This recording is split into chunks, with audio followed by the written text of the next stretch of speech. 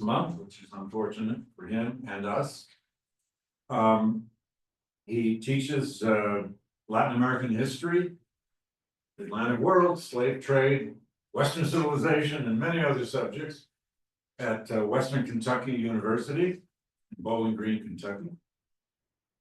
He is a scholar of the Atlantic slave trade, the Spanish Empire, particularly the Spanish Caribbean, and he's here doing research in the Yale Archives collections on the slave trade and related subjects.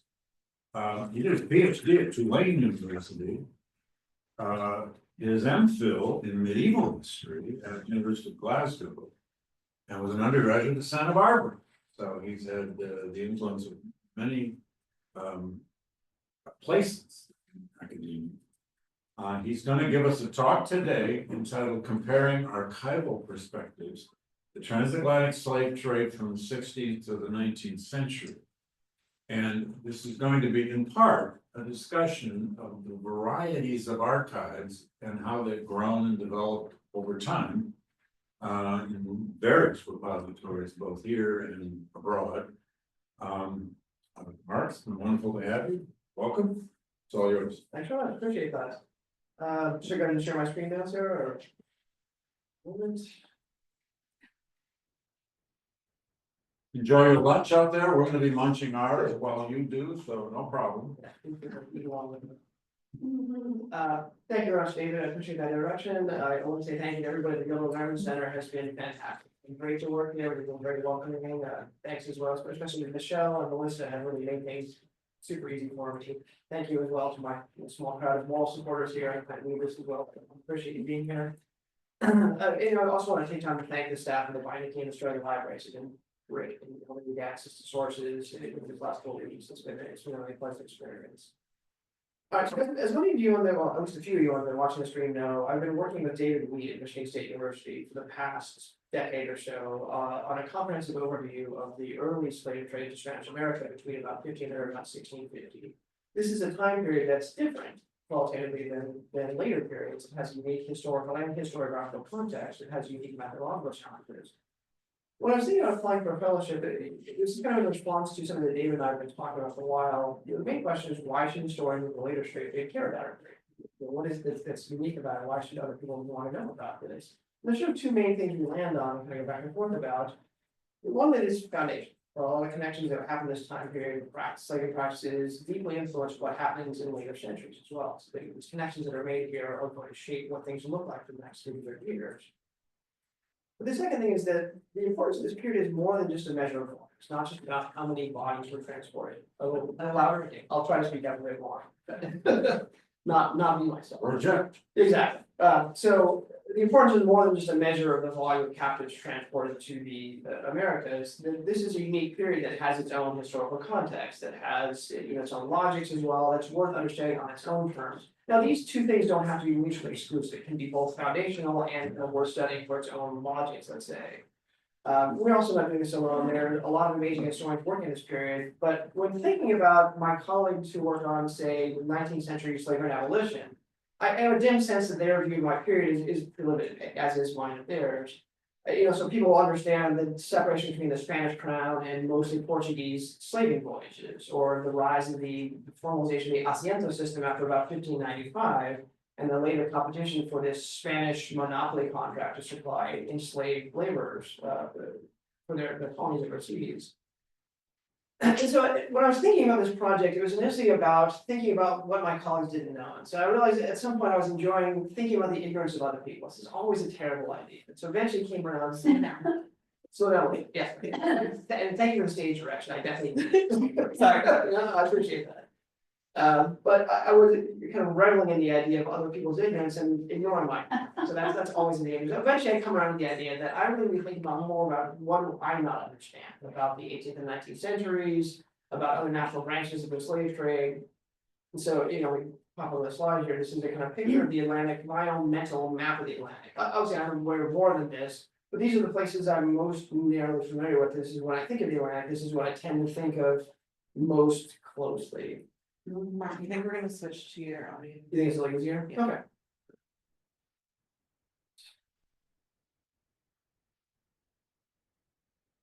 Let me stop the share first and join the audio.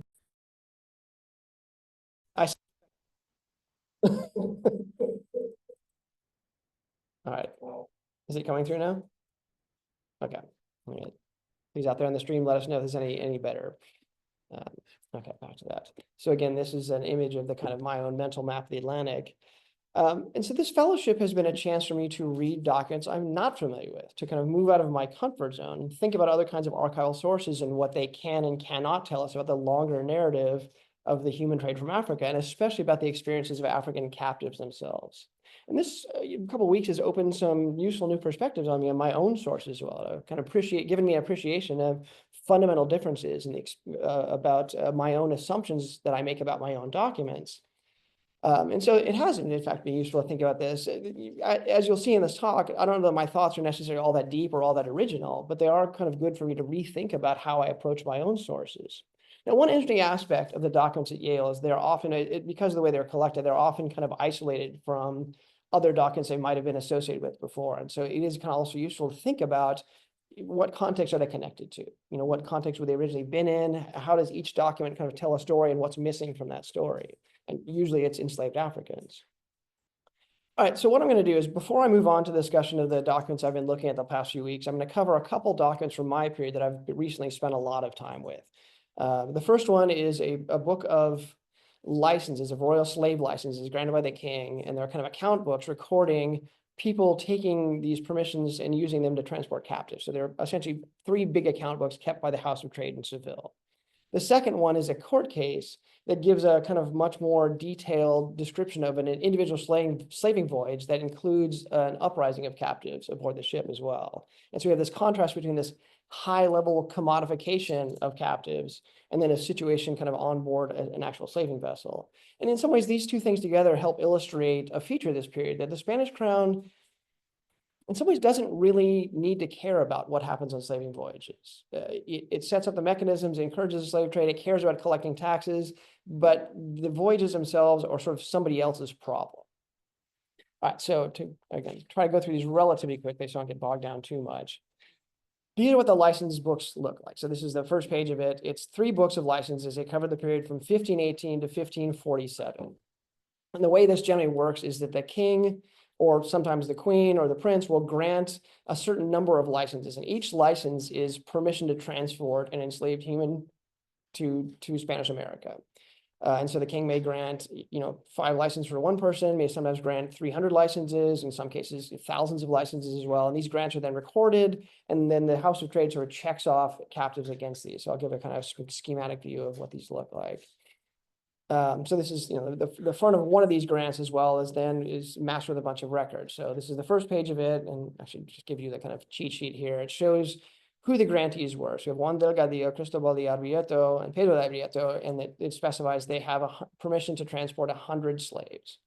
And there's more to say about the king's grant as well, but it specifies they can be taken from Portugal, Cabo Verde, or Guinea, usually meaning Upper Guinea. And there's more wording here as well, but that's the kind of king's grant license.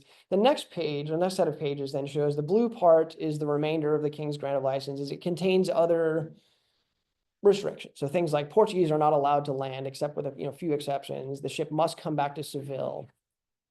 Things like that as well. The green part is then this document has been recorded by the House of Trade in Seville, and they're now setting up, they need to check off 100 captives from this list as well, and then stop it when it gets to that limit. The other page shows you kind of what most of the pages in this book look like. So all the red parts are the entries where people have got registered numbers of captives. You can see the numbers being tracked in the right margin in orange there, and there's a running total at the bottom. And then the purple parts are kind of, they're unusual in that occasionally there are marginal notes. And this is where humans sometimes kind of show through these account books. These are really meant to be just account books, and they're meant to give an idealized version of the slave trade. But occasionally these notes will tell something about voyage outcomes or sickness in Cabo Verde or captives who fled. And so we can see occasional human stories sort of hiding the margins. They're very kind of haphazard. Let's say we don't get one for every voyage, but they contain useful information. It is worth pointing out as well that these license books record kind of 2 different kinds of captives. One are actual human beings being loaded on a ship in Seville. So they're being put on a ship there and transported to the Americas. The other are sort of theoretical groups of humans. So there may be a grant for 20, 40, 100 captives to be taken in Cabo Verde, for example. So let me go through a couple things here just to give you a sample of what they look like. So one of these entries says, gives a date, the 16th of December, 1545, Francisco de Herrera has registered 2 black slaves, and then now is a kind of ship. And then the shipmaster's name is Juan de Luberza. We get this kind of information for each entry. The marginal note here, again, like I said, the marginal notes are sort of rare, but this one mentions at first that one of those captives was sick and couldn't be taken. And then there's another kind of follow-up marginal note that says actually the captive got better and was put on that same ship. Now, there are notes like this that appear from time to time. Usually, if there's sickness involved, that captive is then put on a later voyage, months later. But it does seem like there's a moment here where this captive recovers and then can be put on the ship. So we have a glimpse of a human being doing a human thing here, right? So this is a place where this kind of shows, the story shows through the account books. A few more kind of examples here. This is one from a much earlier period, from 1526. It is a group of people are registering 40 captives to be taken from Cabo Verde. And this is actually from a 1518 grant of 4,000 licenses to the governor of Bresa. That's relatively well known. So we can see this kind of connection to an actual African voyage here. Here we actually see a little note about resistance. So it's 1521, so also pretty early on. It says that they're registering 8 captives in the now of shipmaster named Goralan. But the note that corrects it then says that one of these captives fled and gives no more than that in the story. It's just a very skeletal story, and it says that another captive was taken on a different ship as well. So the licenses are being checked out. This is a reminder of kind of a couple things. One, that there are humans involved in this, but also that the purpose of these books is not to tell us about the slave trade. It's about essentially having a balance sheet, making things balanced. The king has granted this number of captives. They're all checked off the list and kind of duly notified at the end. So that's the kind of Spanish crown's view of how this is supposed to work. This is also worth remembering that these books don't give reliable numbers for captives being transported. This is very much a record of how the slave trade was intended to work from the point of view of the crown. It's not a kind of record of actual voyages. However, we can kind of use this sometimes in conjunction with other sources to help verify the voyages for this period. So this is one of the examples. We can see in the license books that in early 1532, at least 72 captives are registered for a shipmaster named San Juan de Lehrman. And then a few months later, in June of 1532, we can see an arrival of a shipmaster, San Juan de Lehrman. Again, the name is a little fuzzy, so it's not 100% sure, but it's very likely this is the same voyage. We can see that 20 captives have been seized by the treasury officials of Santo Domingo. Now, there are a lot of unanswered questions, and this is a good illustration of some of the problems we're working with in this period. Were there more than 72 captives registered in Spain? Very likely. There are years that are missing here, there are grants that are missing as well. So it's entirely possible that there are more than 72 captives registered.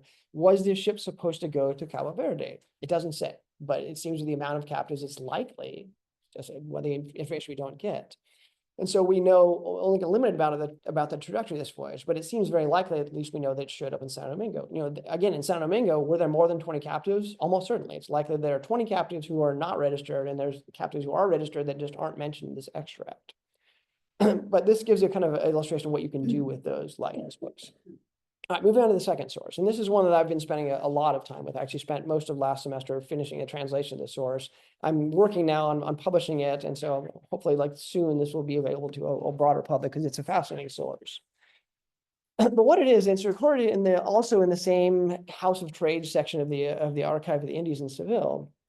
But it's ostensibly just about the desire of a merchant to transport 9 more captives. But it turns out that this contains an account of a voyage in which there was a shipboard uprising of the captives aboard. And there's a much richer story in here that's sort of captured in this kind of legal framework that's sort of partially hidden from view, let's say.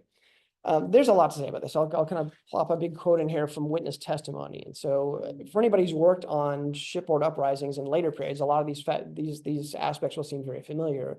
And this is, I believe this is a sailor who's testifying about what happened during the revolt here. And you see early on, it talks about how the captives that are sick are being given biscuit and red wine as a kind of medicine. And then there's this moment where there's different groups of enslaved people. There's ones who are sick, there's others who come on board, and they've clearly prearranged things. It says they took the sticks with which they pound the millet. maybe sorghum as well. Another testimony says they also had fire hardened sticks as well. So there's clearly a lot of preparation that's gone into this. They end up killing 3 of the crew members aboard, including the son of the shipmaster, a guy named Juan de Palacios. And then as the captives see that this is not going to succeed, some of them jump overboard, some of them hide themselves overboard, some of them hide themselves in the skiff that's aboard the ship as well. And so this is a kind of brief glimpse of a moment of resistance on board this ship. That's a fascinating account. There's a lot more to say about it. I will point out as well that one thing that's not mentioned in this part of the testimony, but elsewhere, is that this ship is also leaking pretty badly. And so the captives aboard are also forced to pump the ship. Their job is also to keep everybody else alive on the ship as well. So this is a really harrowing voyage. Now, again, a lot more to say. I don't want to get too distracted by this, but one thing we can do with this source is have a much more kind of detailed itinerary of a slaving voyage in this period, right? So this is 1562. We can see that late 1561, early 1562, that's when the king grants these licenses that are going to be used. We can see those licenses are then employed in March of 1562. By June and July, the ship of Juan de Palacios has departed Spain, has arrived at the island of Santiago in Cabo Verde. At some point there, they're intending to take at least 394 captives. At some point, the local slaving agent, Duarte Rodriguez, says he can't deliver 50 of them in time for their departure in the next 9 or 10 days. And he also points out that crew members are dying. And so we get a glimpse of kind of what happens in Cabo Verde as well. Then they depart, and we know that 7 days after departure is when the uprising happened. It was a pretty serious uprising. At least something like 80 captives were involved here. The next sort of snapshot is in September of 1562, and the ship makes emergency arrival. They do an arrival inspection. They find at least 201 captives. Actually, they find 201 captives there. So we have a semi-reliable sense of how many individuals arrived at San Domingo. They're making this arrival, even though they're not registered for San Domingo, because the ship is leaking badly, because disease is broken out. And the shipmaster takes testimony there, and it gets a copy of it for his own records, because he knows that he's likely to be sort of sued over what happened. And so this is all about protecting kind of property more than anything. And so, this then moves on to Veracruz. The ship gets there in 13th November, 1562. By the end of that year, or the beginning of next year, one of the merchants, a guy named Toribio de la Portilla, who's had 20 captives consigned to him, is suing the shipmaster for not delivering his property. And so this is kind of why this is presented here. So this is a kind of really interesting legal journey that captures it. This is a really unusual amount of detail for this period. This is why I've spent time translating the source as well. There's more to say that the shipmaster himself is actually not Portuguese. He's from Ayamonte, which is on the border of Portugal. So it's sort of arguable, it's a little blurry there, but he's actually Spanish, and that's not at all uncommon for this time period. It's also clear that this story would have circulated by word of mouth for certain. That sailors would have talked about this first, that people would have discussed it, but there was nothing printed. This is not really widely known. It would have been heard by local officials in Veracruz, the Audiencia of Mexico, and the Council of the Indies back in Spain. But it's not really being disseminated outside of that. Apart from people reading this case, it doesn't get widely circulated. So again, this is a kind of thing that the Spanish crown as an abstract concept doesn't really need to understand. This is a problem for the people making slaving voyages. And so taken together, these two documents kind of reflect not just the way the slave trade is constructed in this time, but it's a frustration that's common to historians of slavery and the slave trade of having to rely on documents produced by enslavers, or by officials whose job it is to kind of guarantee the legality of the slave trade. And there's other much better scholars than me who have talked about this at length. Marisa Fuentes, particularly has talked about how these documents are also windows into the lives of those who are enslaved, and can be used with some care to kind of talk about an alternate history here. So that's where I'm starting from, and now I'm going to start my journey through Yale's archives really briefly. And this is going to be a kind of odd, breezy look through, what I've been looking at here. So I'll start my journey with the first. This is kind of taking my own itinerary. I started off in the Beinecke Library. I saw something that said Manifesto of Slaves. I thought I'll take a look at that as well. So this is from 1811. And the thing about the historical context is important. This is 4 years after the British have outlawed the slave trade, right? So the slave trade is now functionally illegal. Even though this is a U.S. vessel, they're carrying a kind of legal note that the captives they're carrying are legal captives, right? So in case they need to present this. But this manifest just contains one person. So you have this young teenager, Elsie Jones, and she's recording this kind of balance sheet here, this kind of cargo manifest. This is a human life recorded in very stark terms. So you give a description, you can kind of envision her using just this description. And then we have the sailing master and another official certify that under the laws of the state, she was, quote, held to service or labor, so help us God. So, this is part of the world they live in, is certifying that this person is legal to be enslaved.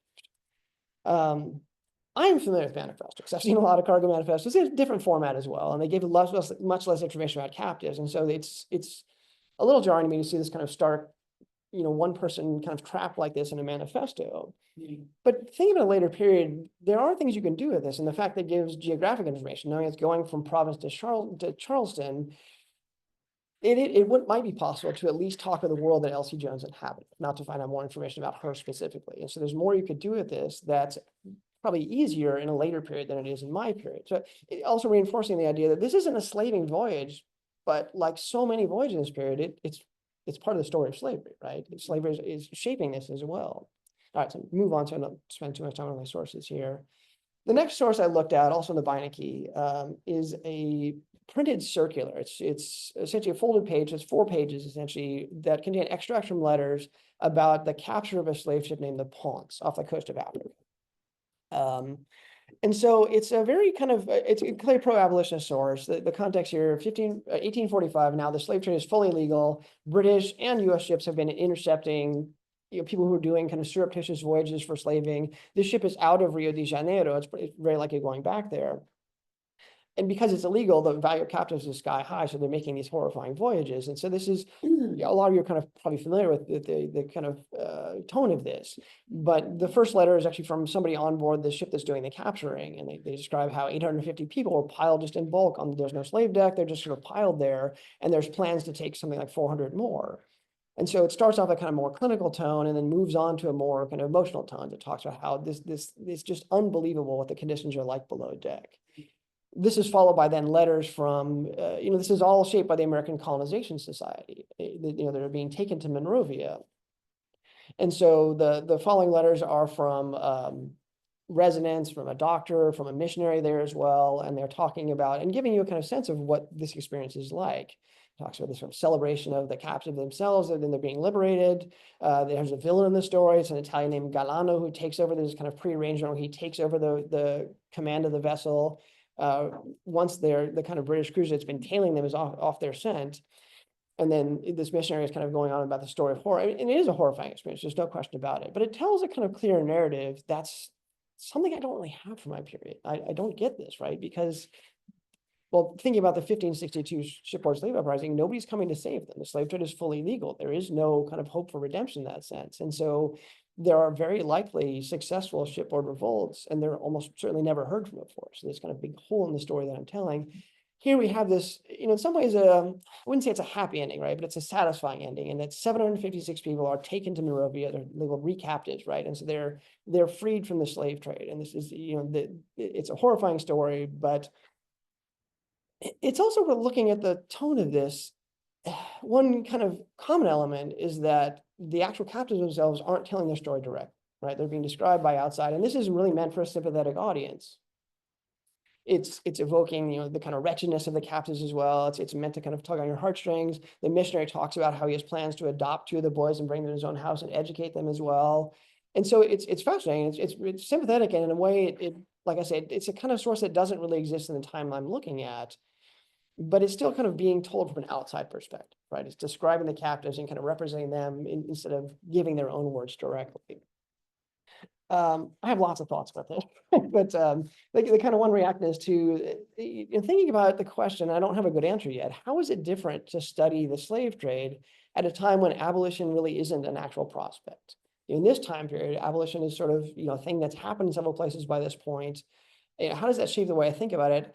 But if I'm pushing myself a little bit, it also makes me think about there are in fact abolitionist voices. There are mostly priests, but there are people who are advocating for presenting, especially religious officials, with the immorality of the slave trade. Chloe Ireton has also written a book on enslaved Africans who are essentially getting letters of freedom, cartas de autoría. And in some ways, that's a kind of abolition as well. So there's a different kind of way of finding a way to get out of this slave regime that influences everybody. But like I say, this account makes me think of all the other voyages that an account like this could have been written for, that they're not being recorded as well. And so this is absolutely a horrific experience that the captives went through, but there's nothing like this for the 1560s, let's say, or the 1620s. That half had not been told. Exactly. Yeah. There's a lot more he has to say about it as well, but it's a totally fascinating story. It really is kind of emotionally affecting. The next one, different kind of source. I'm merely kind of tripping through the sources here, and so this is a book of letters to the Earl of Manchester. And it happened to contain a couple from James Vernon, who was Secretary of the State at the time. This is 1700. So the context here is it's kind of the cusp of the War of the Spanish Succession is about to start. There's a lot of diplomatic rumblings around here, but this one happens to mention a couple ships that had been captured by the French Compagnie du Sénégal off the coast of Africa. So you just jump to the extract here while I talk. But this is the kind of overview from the highest levels of government about what the slave trade sort of means to them. So in 1700, this is a couple years after Parliament had passed a 1698 Act to settle the trade to Africa. This allowed individual slaving voyages to pay the Royal African Company for permission.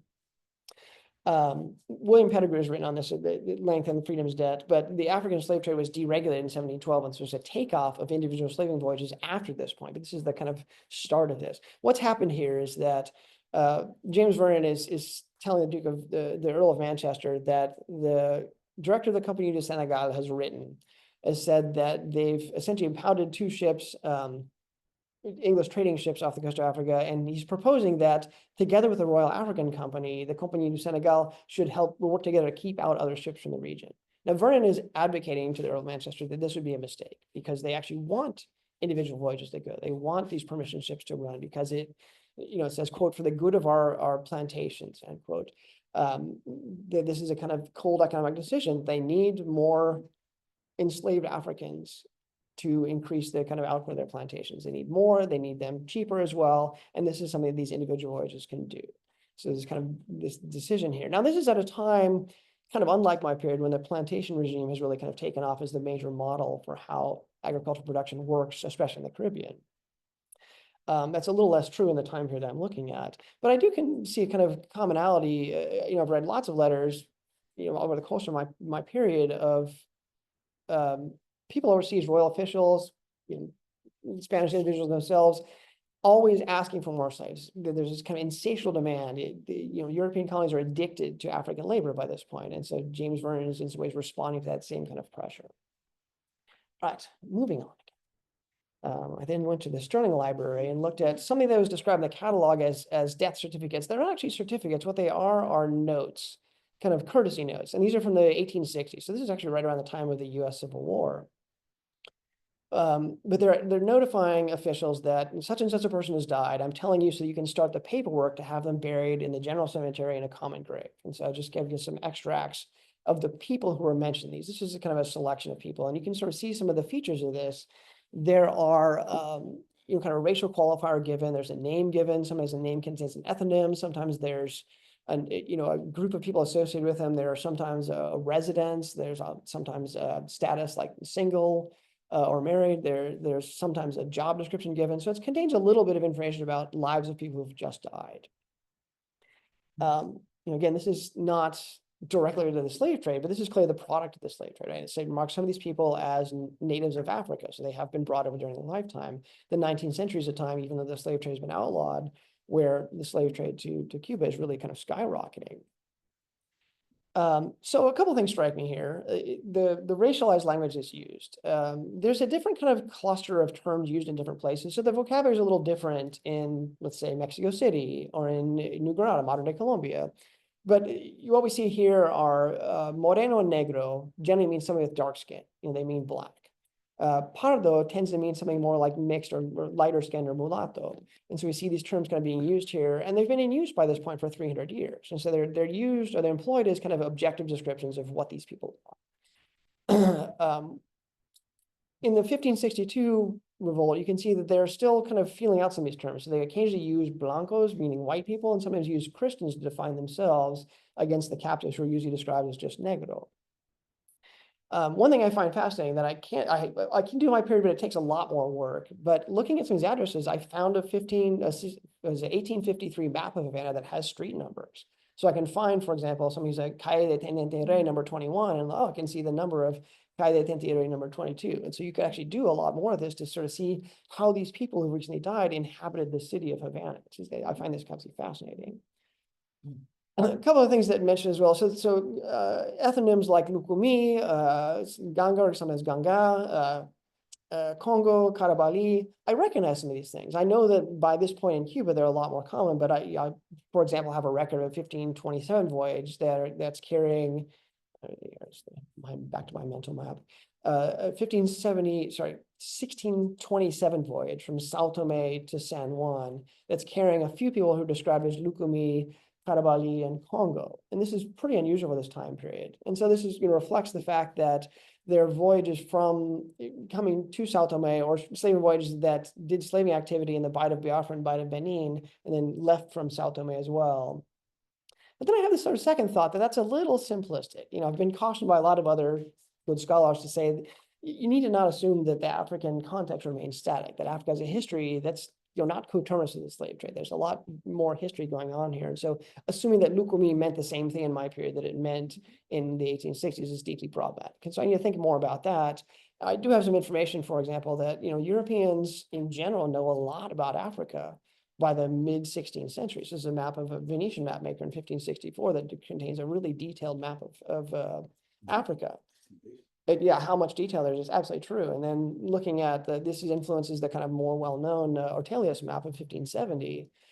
But also turning this around and thinking, what do I not know about what Africans knew about Europeans, about their experiences with the Europeans in this time period, outside of the areas I'm most familiar with, or outside of the areas that are best recorded. So lots of thoughts about that. All right, but moving on to my next this is also in that same box about the Sterling Library about the Cuban slave trade. And so later on, there are papers from what's called the Patronato system. This is the very, very end of the era of slavery in Cuba. So this is 1883. It's 3 years before the official abolition of slavery in Cuba in 1886. And what had happened is they've been moving towards, finding a way to phase out relying on enslaved labor. So instead of owners and slaves, you now have patrons and apprentices. And so this is about a woman who's identified as a parda. Her name is Josefa Gonzalez, and it's saying that she has been declared exempt from apprenticeship to her former owner, right? So her former owner had been her patron. She's declared exempt, and it says that now her 4 years, and the 4 years mean that she has to prove gainful employment for 4 years after that, but she can now kind of have a little more control over her own life in a way she couldn't before, starting from the 12th of July, 1883. Again, also fascinating. Sorry, what did I have to say about this? Most of these, the ones that I'm looking at are not. I went for the ones that are not digitized or not on microfilm. Yes, and so if you'd like any of this, let me know. I'll pass you my notes. I'm happy to share this as well because it's not my period, and this applies to anybody out there. Yeah. In fact, I mean, it's wonderful. You can take photos of these as well. That's made research a whole bunch easier. What I want to say there again, we see this woman described, Josefa Gonzalez, is somebody who's kind of acted upon, right? She's not really present in the documents. This is something that's being done to her. A brief glance at the secondary literature shows that people of color fought very hard to use the patronato system to find ways to get out of enslavement, to find ways to get free from their former owners. And so Josefa Gonzalez has done a lot to make this happen. But the little bit that's contained in the archive here just gives me a glimpse of another kind of object. It's also worth mentioning that, so this is in Jibara in Cuba, and so this is in Eastern Cuba. And see, this is a kind of thing that's happening all over Cuba in the early 1880s. It does remind me as well to think about the perspective of the time. I know the end of the story. As a modern reader, I know that slavery is going to end in 1886. But that's far from apparent to everybody in 1883. And so trying to think about what do things look like without knowing the end of the story is kind of useful idea. Another one I spent a lot of time with, back to the Beinecke here, was an extract from the journal of Sia Bohol. This is a trading journey to America in 1688 to 89. It's actually really, it's fascinating. It's a long extract in the journal. This is this really weird voyage that leaves from Dunkirk, well, it's weird to me at least, leaves from Dunkirk, goes to Madeira to pick up wine and other trade goods, and then enters the Caribbean this way. And this is kind of their, their course as they kind of careen around the Caribbean. This is a little fleet of vessels, including a frigate. And- One ship stopped in all of those ports. well, there's actually 3 or 4 ships. So we have a frigate as the main ship, and they have a couple sloops that go with it. There's also a longboat they describe as meaning a smaller sailboat that's part of it. So it's like a little flotilla, and they sometimes use that to intimidate other people, which is pretty interesting. But what's interesting is it shows a very different kind of Caribbean than I see in the early part of the 17th century, right? By that point, the Caribbean's been fundamentally in the international sense, maybe the 1510 or so. It's definitely no longer an enclosed Spanish space. But by this point, other European powers have a firm foothold in all of the Lesser Antilles, as well as places like Jamaica, Saint Domingue. And so they're interacting with, Spanish and English and Dutch and Danish ships as they kind of go around here. They're looking for different ways to make a profit. So one of the things they try to do is dredge along the coast of northern Venezuela to see if they can figure out how to make a profit from the pearl trade as well. But one of the threads running through this voyage is the idea that they're constantly buying and selling goods, including enslaved people. And so they meet, this is another historical moment. So 1688 falls right in the middle of this kind of interesting historical moment where the Brandenburg Company tried to make a go of a slaving, commercial venture, let's say. They leased land on Danish St. Thomas, and they were there from, 1685 to I think 1693. So this kind of falls right in a minute, and they keep crossing this French flotilla keeps crossing paths with Brandenburger ships, and they keep negotiating on whether they can make a deal for a large number of captives, a small number of captives. But you also see that there's a mention of on this 21 of November, you can see there's a Dutch ship that's carrying captives, as I said, and he sells them for a lower price. He says, well, they're committed to English merchants, but they sell them for a lower price because he was afraid of us, so, the fear he had of us. And they talk again about going to Tortola and trying to figure out how to make a deal with about captives there as well. They actually get to St. Thomas, and the director of the Brandenburg Company takes them to show the hut that they recently constructed to house captives in. They say there's only 400 at this point because a ship has recently come in, but they're trying to sort of set up something like Dutch Curaçao. But you can see in here the kind of commodification that scholars like Stephanie Smallwood or Jennifer Morgan have talked about at length. Is complete. Captives are almost always mentioned in terms of trade alongside bolts of cloth or barrels of wine or things like that as well. And so it's always this sense on how much can we talk about trading these captives for. The author of the journal on the 22nd of December kind of brags about how one of the commanders of the ship has sold a little black girl for 80 écus. And he says, I could have got 50% more. So he's going to brag on his commercial acumen. The only kind of indication that they're talking about humans, comes in a few places. And one, they mention they're struggling across the kind of northern coast of Hispaniola, and they say that all the rest of our blacks had died on the way.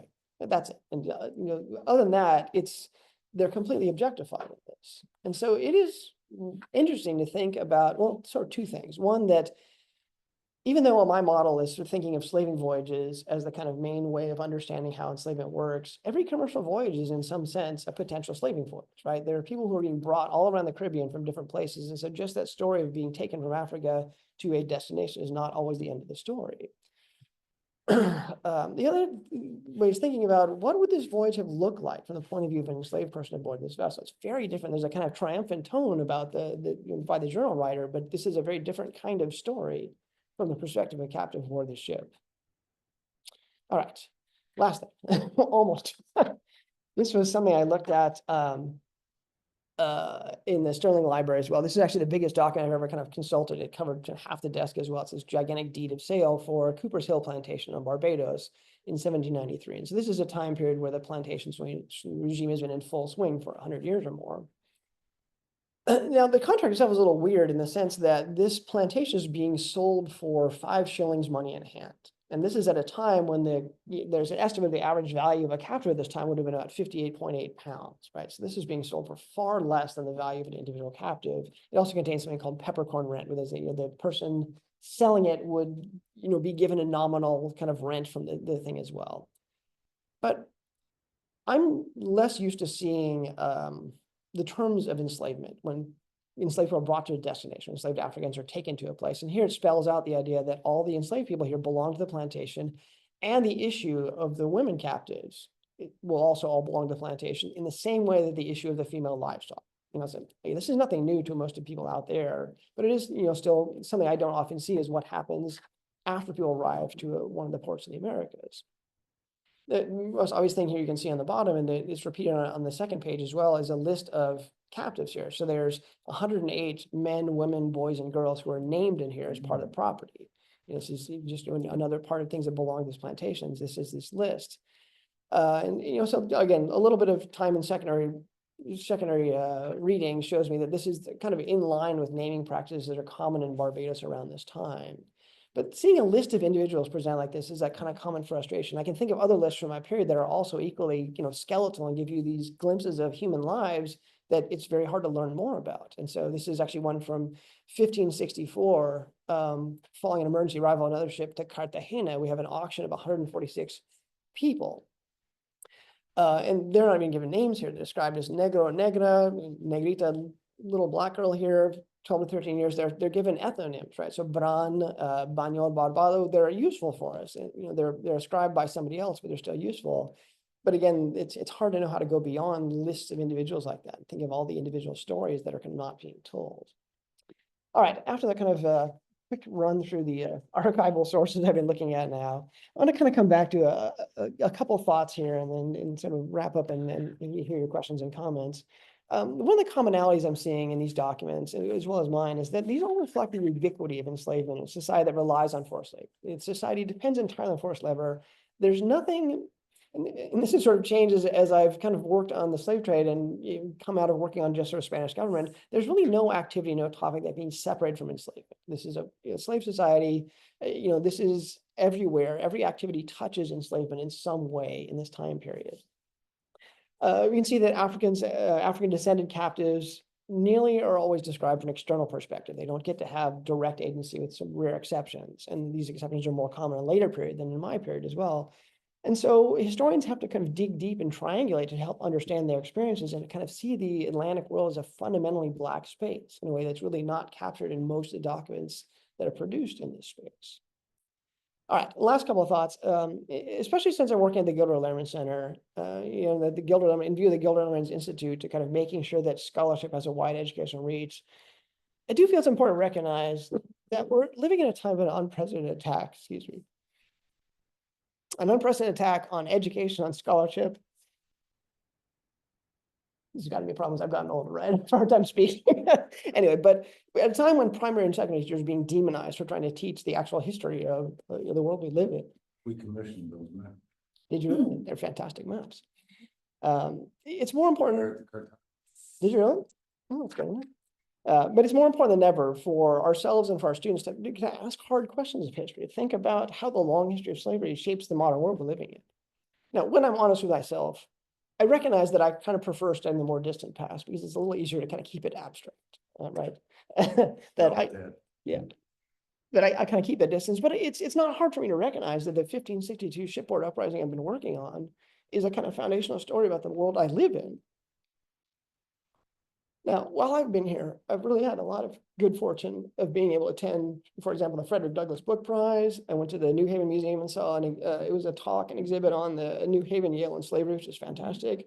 I got to see the movie on Sunday, Oliver Franklin's movie about Oxford University and the slave trade. And so I'm probably kind of ill-equipped for this, but I do think it's important to kind of celebrate these, the work these people are doing to kind of publicize and confront the legacy of a world that's built on this massive transport of African captives. And I will stop there. Thank you so much. I'm looking forward to your comments and questions. Bravo. We welcome questions out in live stream line and from within the room. Okay, here we go. Forgive me, I got to read them first. Sorry.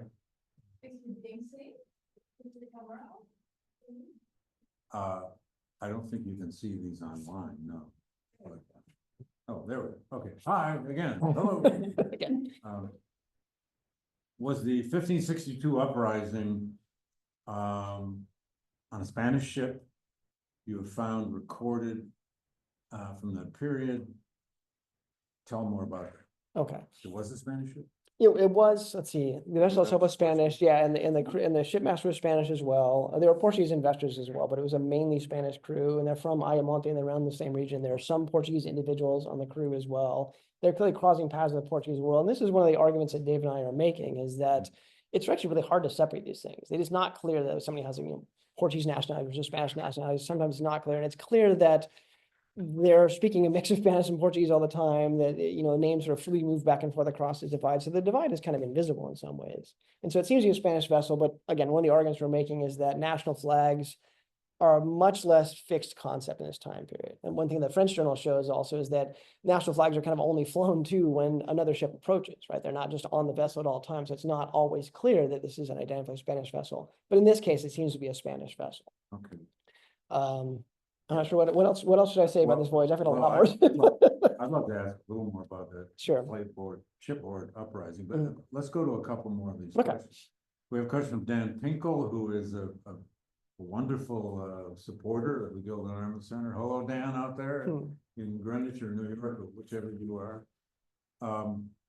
Dan wants to know a little more about the origin of the slave trade. He says, does it not begin until Columbus's voyage? Yeah. Or did it begin before? Of course, it began before. Oh, yeah. But you might say a bit about that, because most Sure. people who haven't in the least read about the slave trade Yeah. are always mystified by origins. How did this start? When the Europeans first started taking people out of West Africa? Yeah, Where to go?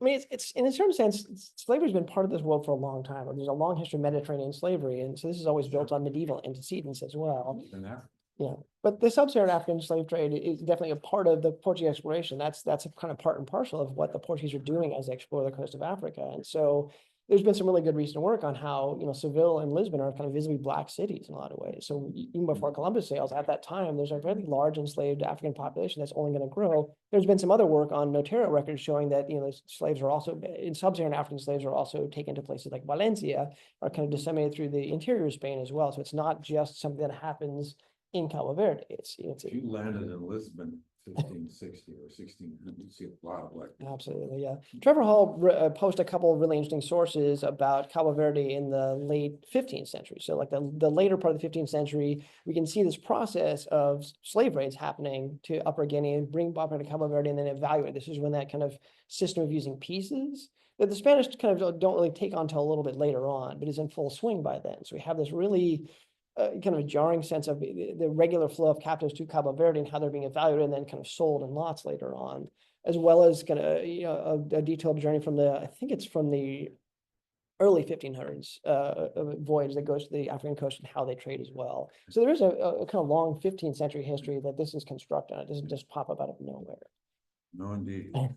It develops in part out of collision of these very different civilizations, one strong in certain kinds of technology, one not, maybe. But Africa had these people. Yeah. And what Europe wanted was people. Sure. Built the world. There's a question from Adi Van Dyke who could lead you into saying more here about the kind of details you were finding about enslaved. She's asking here about.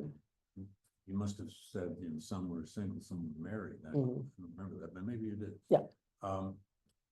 Tell a bit more about the kind of texture, detail that you garnered from some of these documents. You kept telling us a few things and much more to say.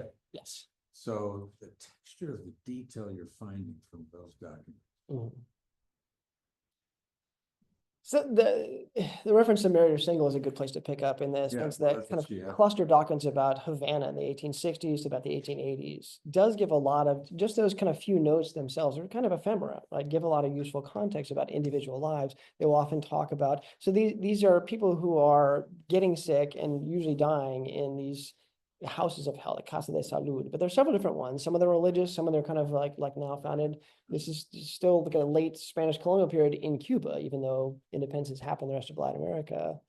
But so we then get the sense of, how people are buried, kind of what, in some cases, what they became sick from. There are a couple other documents in that collection that they don't have time to talk about records of people being treated in an asylum. There's at one point a mix-up with somebody who they think one person has died, but it turned out it was another man with a kind of slightly similar name as well.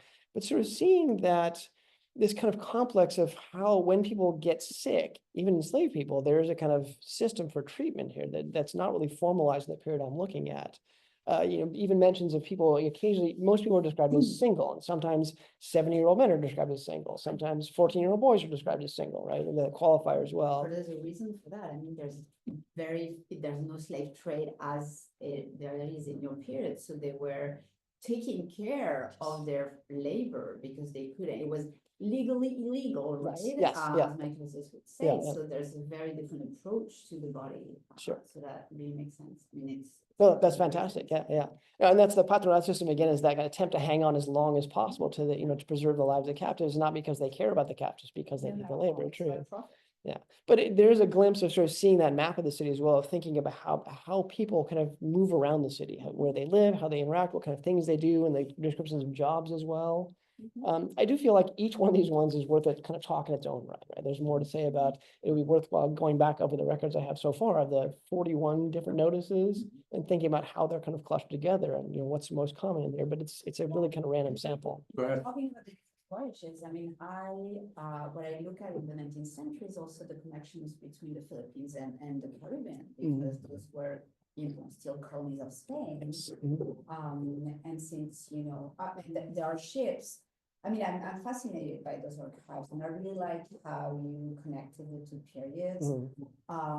But what you see as well are absences in the archive, silences. Yes. And some of the ships that go from the Philippines to the Caribbean, some of them don't say all they have. They just say what they were paid to unload. And there's a silence about what they unloaded, but they were paid in gold. Yes. Or silver, which makes, the researcher suspicious about, going from Cuba, where you had slave labor was still in place because it was not abolished, to the Philippines, which was a colony as well. And you don't know but you can see the name of the captain, in that case, a Basque captain, who's one of the most important slave traders from the Basque country, but who lived in Liverpool. They went to Liverpool. And so all these things get more and more complex. Because, since it's supposed to be illegal, then you have no trace. They were saying we don't do it. Yes. So. Yeah, and the idea of kind of invisible slaving voyages applies to the earlier period as well. So we do see, I'm realizing now as I'm looking through the license books that most of the ships leaving from Seville are carrying at least, 2 or 3 captives, and sometimes more like 25 individual people kind of taken from Seville, but they're not thought of exactly. They're not recorded as slaving voyages in the same way. And so, but yeah, it's sort of fascinating to compare that later on and having to make inferences from who you happen to know the captain is. Mark, in those documents you had that included the extensive narrative, was that the shipboard uprising? Yes. Yes. And you implied these people had a consciousness that they were writing this for somebody. What's your take on that? Who are they writing it? For you? No, definitely not. Company? Yeah, definitely not. For themselves? Yeah. They're writing it for the legal defense of the sailing master himself, the shipmaster himself, right? So this is essentially a process that would have happened when the ship arrived. There's a common. Preparing a legal defense. Yes, exactly. So he's gathered a bunch of witnesses. He's also put together what's called an interrogatorio, a whole list of questions that the witnesses would be asked. And all of it is to prove that he's done his due diligence. He's done everything he could to preserve this property as best he could. And so again, the kind of visual story of the captives leaks through this one, but the whole point of this is to show that he is upheld his contractual obligation. He is meant to deliver these captives to these people in Veracruz, and he's done his level best to make sure this happened, despite all these things that were working against him, including the uprising of the captives themselves. That it's a proper business. Yes, exactly. And so again, it's not in this source because it's so detailed, it's not hard to read kind of past the surface. Yeah. But acknowledging what it's for. Oh, yeah. That extent. Well, and for this period, the fact they mentioned, food, they mentioned things like how chains are used as well. Like that, we just rarely get that for this period. I wanted to ask too, please, others send us your questions in the room as well. you talked early in the talk about licenses, et cetera. Mhm. And how account books Mhm. tell a story. Account books, however much they seem routine, can be a narrative. I learned this with Yeah. the 19th century in America, especially with Frederick Douglass. He kept lots of account books. And his sons kept them. But Yeah. those account books really tell a story. Yeah, Not just where the money goes, Yeah. but why and so on. Yeah. Same here. I mean, I can give you a couple other kind of threads in here as well. Good, So good. early on in the 1518 or so, when these licenses start, they very often record names of captives. Juan, Francisco, Catalina. Mhm. They'll actually name the people who are being put on ships in Seville. But the kind of logic of the account takes over after a while, and those kind of names drop off by the later 1520s, or so they're much less common. We'll see a few in the 1530s, but it's much less common to have them named Mm. because the officials realize it doesn't matter, right? They don't need to care about whether or not they're human beings. They just need to make sure that, the numbers kind of match up. The other thing that I see, this took me a while to kind of pay attention, but there's the totals on the right-hand side, but there's some other numbers that are kind of written randomly in the left-hand side. And I eventually realized what they were doing with those kind of random numbers was recording how many women were taken, how many female captives were taken. Mhm. Because licenses often said you can take 100 captives, 1/3 female, right, is the kind of the terms they use here. And so somebody was going back over these accounts and checking to see, like, did that in fact match up? But if you look close, you can see that they sometimes miss women who are registered. Mhm. They sometimes make mistakes as well. And so there's the kind of human error in there, but there is at least some Account- attempt to go through and, like, at least make a gesture at seeing that the terms of the license are being fulfilled. So there's how do I say this, the kind of impression of enforcement, even though the enforcement is really pretty sketchy, pretty skeletal, let's say. But that's why, even though I found out as I was working through these license books, I was duplicating work that Jose Antonio Espín Sanchez here at Yale and his team have been doing. They were doing the same thing, grinding through these license books and recording all the information. It was still worth the time I spent, so taking the time to look at how they change from 1518 to 1547 was in fact pretty useful to see how practices change over time. What did a license mean? Spanish imperial license. Yeah, so it's used in two different ways, but it generally means a license is royal permission to transport one enslaved person, right? So if there's a grant of 100 licenses, that means 100 captives can be For taken. each slave. Yeah, but sometimes the licenses are also referred to as the grant itself, and so the king has given license to these two Okay. guys to transport slaves. Generally, when we use licenses, it means permission for one enslaved person to the Americas. Marcella, it's a. Question and comment. First, the question to, like, some of the, I guess, licenses or the documents that were reporting the licenses had very little numbers of slaves, like 7, 8. Yes. Is that normal? Or are these just really few Yeah. slaves traveling and with voyages? So I've also looked at the books for the 1560s and beyond, 1560s to about 1580s. And so the low numbers are more characteristic of the early period, but they're there through the whole way. Up to the 1580s, there are still groups of 2, 3, 4 captives being loaded on vessels in Seville as well. We definitely see a growth over time of larger groups. And there are a couple of places where in the early period, they'll mention that, oh, we didn't record these here, but the officials in San Domingo have sent us records that 100 captives were taken there. And so there are occasionally other grants that sort of fall outside these license books. But we do occasionally see, especially as it becomes more common to go to Cabo Verde, to go to Upper Guinea as well directly, we see more likely 60 captives, 80 captives, or larger numbers like that. And then by the time we get to the 1560s or so, it's more common to see 100, 200, 300 groups like that are to be taken in Cabo Verde. Because that's not, visually, when we see the slave ships, that the abolitionists, Yes. that doesn't look like 5, 10, 100, it's totally packed. Yes, absolutely. But how accurate then are those? I mean, just in terms of the reality of the slave trade. Right. I mean, it's very hard to know. We have lots of indications that when vessels went to Cabo Verde, they very often took more than they were licensed for. And there's sometimes mechanisms. There are a few periods where the license will actually say you can go to San Domingo and then just declare how many captives you have. And so we can see that the numbers we actually get recorded during those times are quite higher because it's legal to record them. So it's very likely that there are almost always more captives being taken than are on the registry sheet, let's say. Generally speaking, they are smaller voyages this time. We do find voyages of 500, 600 that are registered, and we kind of have evidence that are being loaded in Angola, especially later on. but the average size is considerably lower than it is for the, 17th, 18th centuries, let's say. The other thing I want to say more like a comment again about thanking you for the presentation and really, because you had told me what you were doing, but now I understand it much better. Glad to hear that. I think it's wonderful to have this curiosity for really looking at something that you're not familiar with and that definitely starts to motivate questions for everybody because all of us now, from whatever point of view we have, more grounded, can start looking, let's say, at your period, which is the way you described it, Yeah. and be Yeah, like I possess it somehow. Yeah.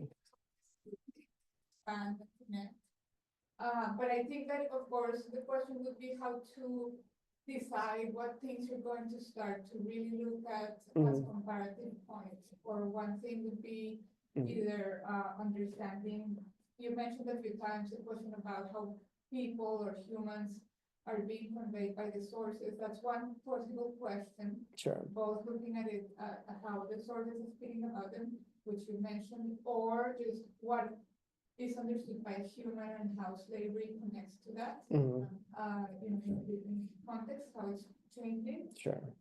And then I also think that implicitly, even though you were highlighting mostly the chronological context, like you were saying, my period. Sure. I should maybe watch that language a little bit. Yeah.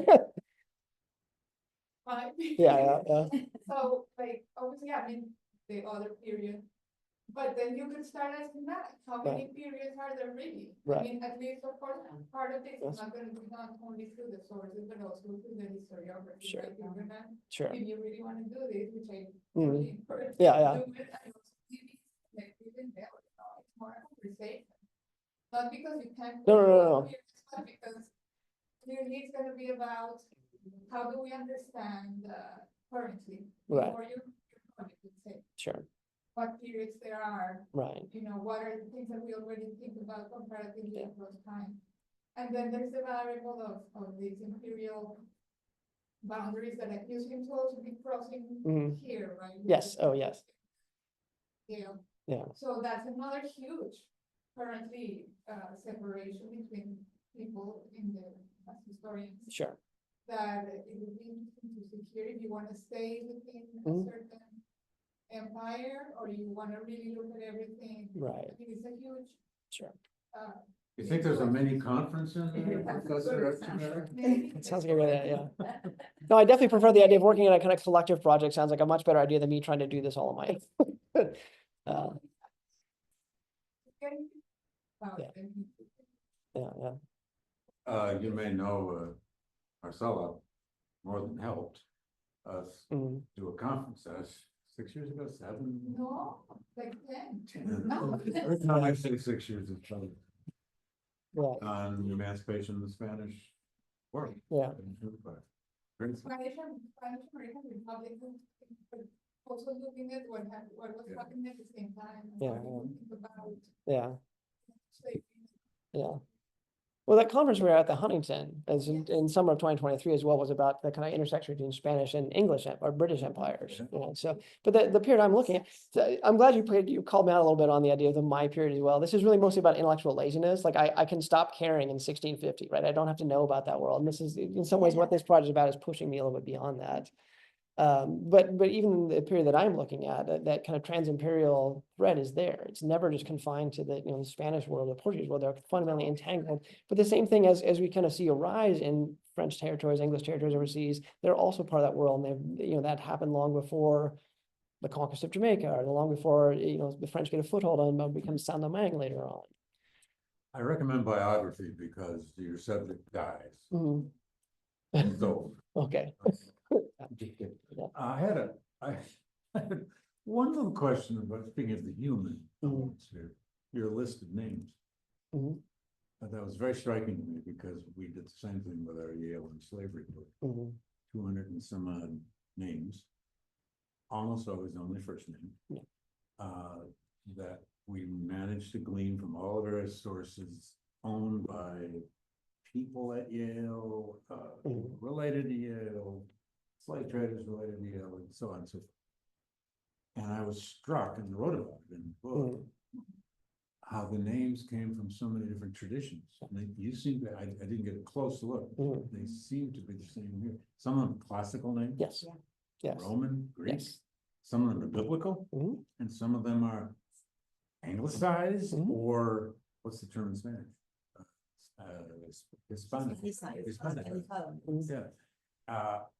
So that's something that crosses all across the same trades, and naming Sure. practices. I mean, you don't learn much about people, but those are people. They have names.